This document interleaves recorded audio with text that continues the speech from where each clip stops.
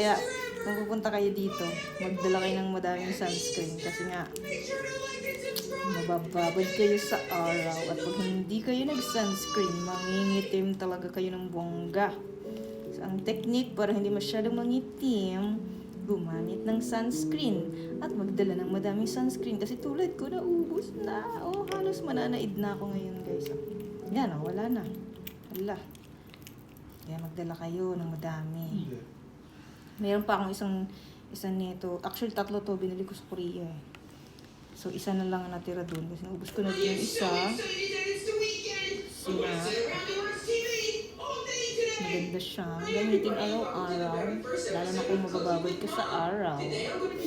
So, ayan. Naubos ko din dito sa koron ng isa.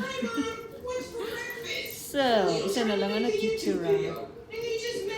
Maganda to kasi nakaka-hydrate yung skin. Yan, sinasaid ko na guys. Sa takip na lang.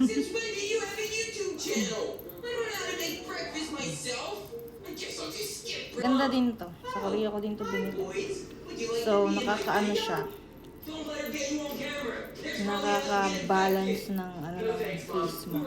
Tapos nag-aano siya, parang tawag sa gano'n, nag-a-adapt sa kulay mo. So dito lang ako guys sa salamin. Para pantay.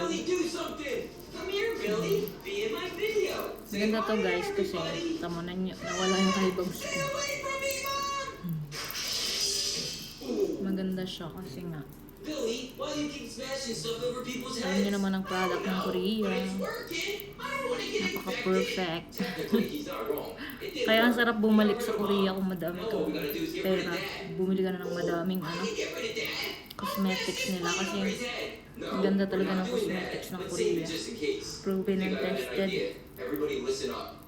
Mahal nga lang guys, medyo may pagka-pricey siya. Lalo na kung gusto niyo talaga maganda yung quality. Pumayat yung mukha ko guys. Oh.